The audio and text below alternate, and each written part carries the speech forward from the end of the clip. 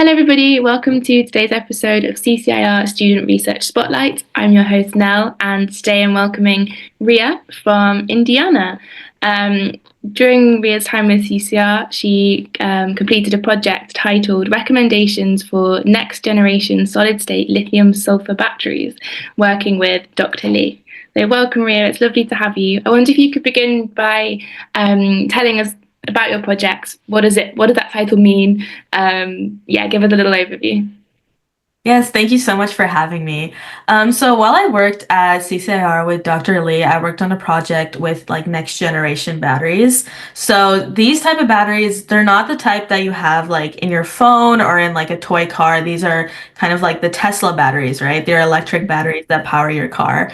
And essentially, we're seeing our industry move towards like increased energy demands, right? We're thinking like, how can we get better batteries with more energy and also safety? So I worked on essentially this next generation battery, this like theory on lithium sulfur batteries. So currently we use lithium ion batteries.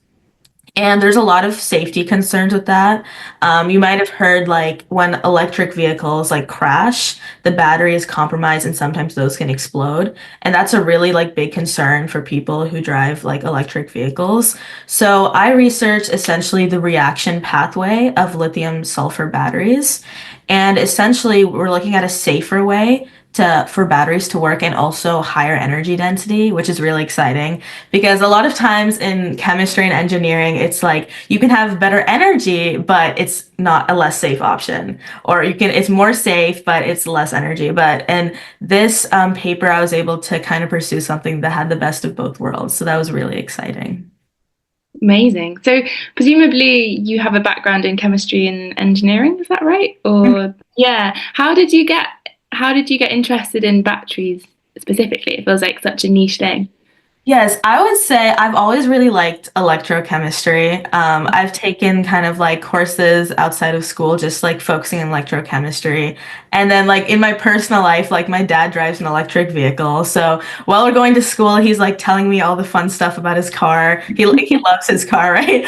And then I'm listening to him and I'm just like, wow, like what is this car gonna look like 20 years from now? So that's what inspired me about like my specific project idea. Yeah, that's really cool. I mean, it sounds like something that's so relevant and going to be maybe your research is going to be part of a much bigger sort of move into something forward. How did you find the research process and sort of feeling like you're part of a bigger movement and what sort of sorry, I'm asking multiple questions in one here. It's very interesting, but what do you see for the future? Like, how do you feel like your project is relevant going forward?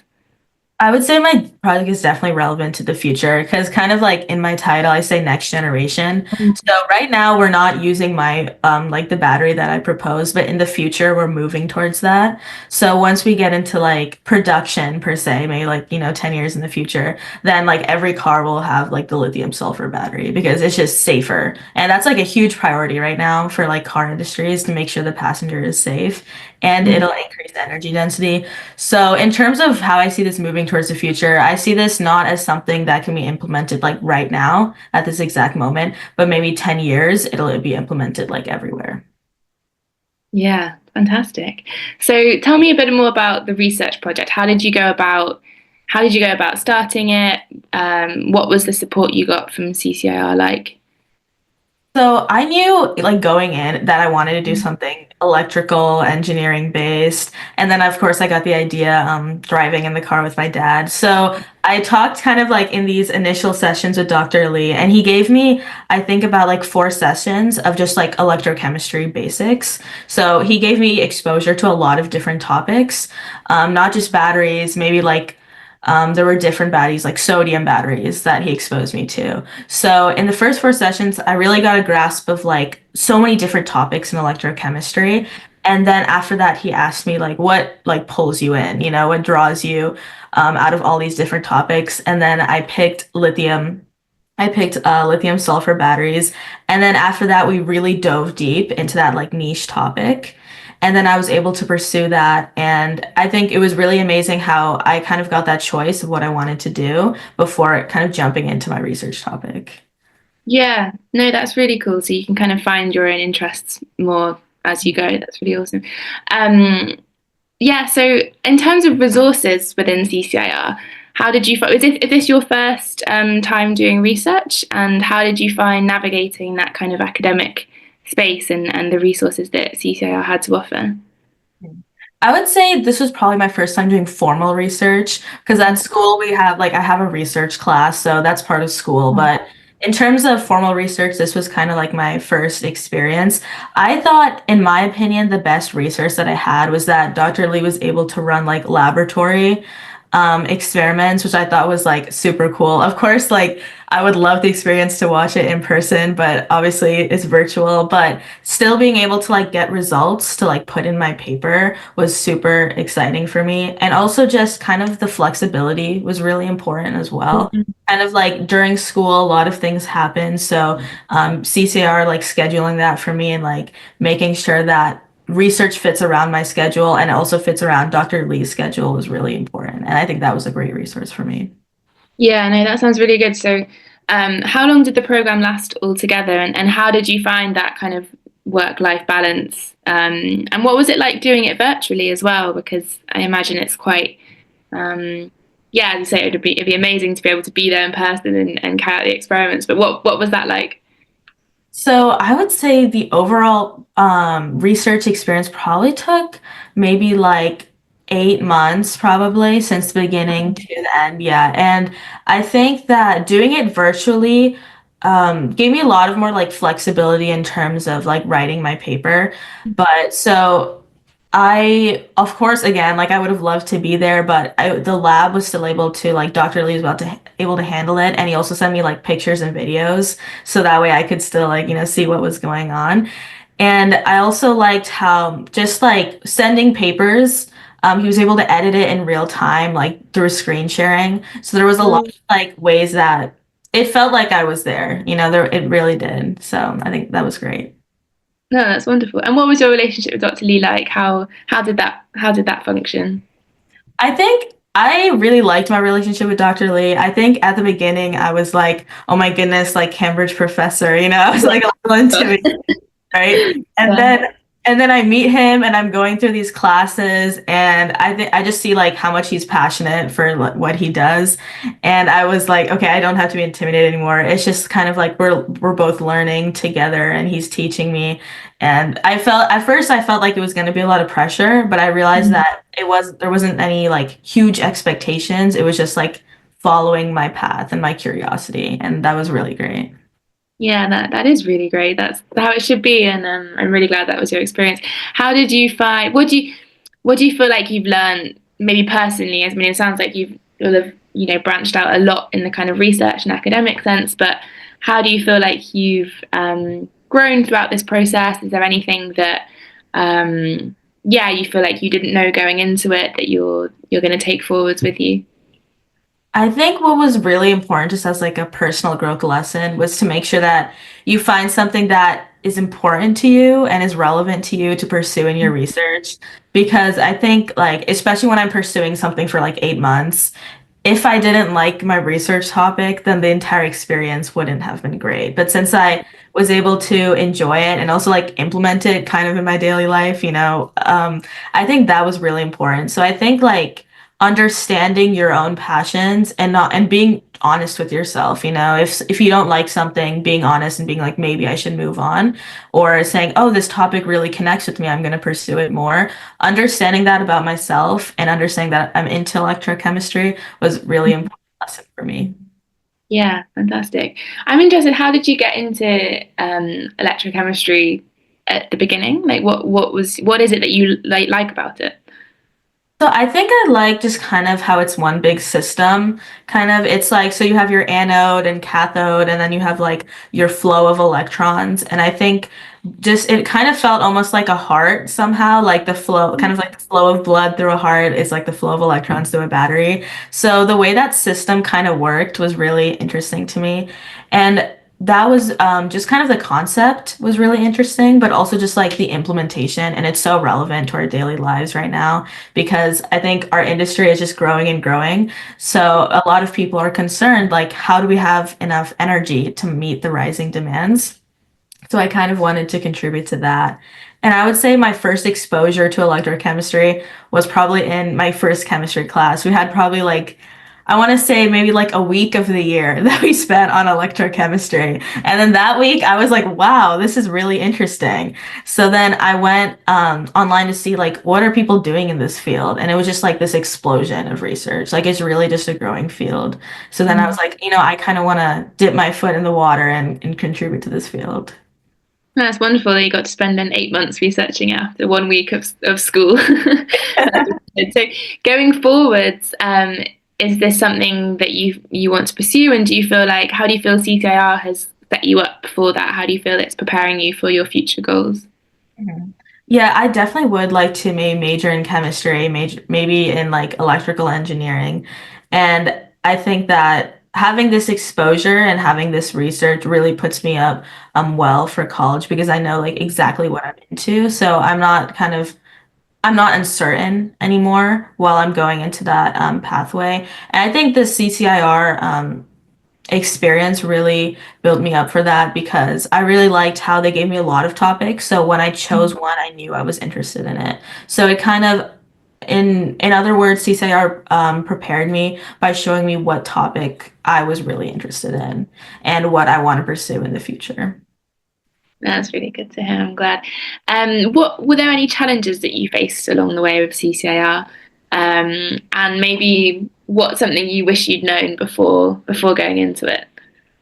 Maybe some challenges. I think these are challenges that just come with research. I Sure. think that all research, like, I think all researchers know that research is never easy. Like if it's very straightforward, like you might be doing something wrong. So I think like knowing that coming against like those walls where I'm just like, I'm not really sure what to do from here, or sometimes even like academic language can be a bit Yeah. hard to understand. So I'm reading these papers, and then anytime I felt like I came against this wall and I'm not sure where to go, I was able to reach out to Dr. Lee and he was able to explain it. And I think like in terms of academic papers, sometimes it can seem like this really complex idea because of all like their academic language that they're using. And then I'll send the paper to Dr. Lee and then he'll basically explain it in a way that's much more simpler. So that would kind of help my understanding. And I would say that this wasn't really an obstacle, but allowing myself to work through the obstacles was really important because Dr. Lee wouldn't be like, okay, this is what you need to do. He'd be like, well, he'll frame the knowledge in a different way so that I'm able to kind of work through it myself. No, that's really good to have that support, and to keep pushing through it. That's really good. I wonder, could you tell us a little bit about your application process and how you found that, how you found out about CCIR in the first place, and what that whole process to getting here was like. Yes, absolutely. So I found out through CCR just through like an online search. I was just kind of looking at research opportunities, and then I found the website. And thankfully, the application deadline wasn't over yet. So I I looked and it was like, oh, this is due in like about 3 weeks. So then I looked over it, and I had to write a personal statement, like some essays, and then I believe like a recommendation as well, which is, I mean, those are pretty standard for like any program that you're applying to. And also like test scores, which I also had, which was good. In terms of like future applicants, make sure that I would say like your personal passions shine through. And that's what they said during the application process. They were saying like, we want to know what really interests you. So I wrote about, electrochemistry in my essay and also write about how you've pursued that and like why you're passionate about it. So I believe I said something like, I'm passionate electrochemistry and I've pursued this passion by um, like making little batteries at home or something like that, right? So that's what I would write in my essay, and I would encourage everyone else to be very like honest. And then after I got an interview invitation, and then it was like a 10-minute interview later, I think, where they asked me a couple of questions just about chemistry in general. And they essentially, I would say to anyone who's going through that interview process, don't be scared about right or wrong. It's not like a black or white question. It's they want to see how you analyze it, right? So how do you think scientifically? So if it's not going to be a yes or no question, you kind of want to show them how you work through obstacles and how you think scientifically. So you can explain a lot, like, oh, I would say an enzyme is a protein because of the way it acts in the body, and you just need to make sure that you show the way you think scientifically. And then after that, I got my acceptance. Acceptance email, and I was able to choose a professor, and that was really great. Yeah, and then my project kicked off after that. Exciting. That must have been a very exciting time. Yeah, it sounds very much like the application into university. I think that's a really good sort of practice and example for the future, because it's very much, I think a lot of these places just want to see how you think, as you say, and sort of see your curiosity and a demonstration for how you follow through with that. Okay, highlights of your time at CCIR. What would you say? Highlights, I would say definitely finishing my paper for sure. Just like being like, oh my goodness, it's done. And then also, I would say the lab, right? So, just kind of like working on a lab, even though I wasn't able to like be there, being able to feel like, oh, I'm making real data. That was really, really, it made me feel very like accomplished, even though I wasn't doing it, but I was contributing. And then I would say another highlight was just probably learning that I was into electrochemistry, because I think there's a lot of like right now, since I'm like a high schooler, I'm still like, oh, do I? At one point, I was like, oh, am I gonna be a STEM person or like humanities? Am I into art? Right? So just realizing like, okay, this is something that I'm doing for myself and not for the expectations of others, saying that, oh, you should be interested in it. That was a real highlight for me. That's incredibly important, and hopefully will stick with you going forwards forever. Okay, last question then. If you have any advice to future applicants for CCIR, anybody carrying out the program, what would it be? If I had advice, as I've said throughout, this is not even, maybe not even just advice for CCAR, but just like life advice. Make sure you explore all the topics that are given to you. So every single piece of knowledge, really absorb that, and then also understand about yourself. Do I enjoy this topic, right? Do I enjoy this field? Because right, life is, kind of short, so you want to make sure you pursue something that you're interested in, because at the end of the day, like doing the CCR experience, maybe you're doing it for college applications, maybe that's something in your mind, but you should be doing it for your own growth, your own personal growth. So pick something that's interesting to you, because it'll just continue to benefit you in the future when you pick something that you're interested in.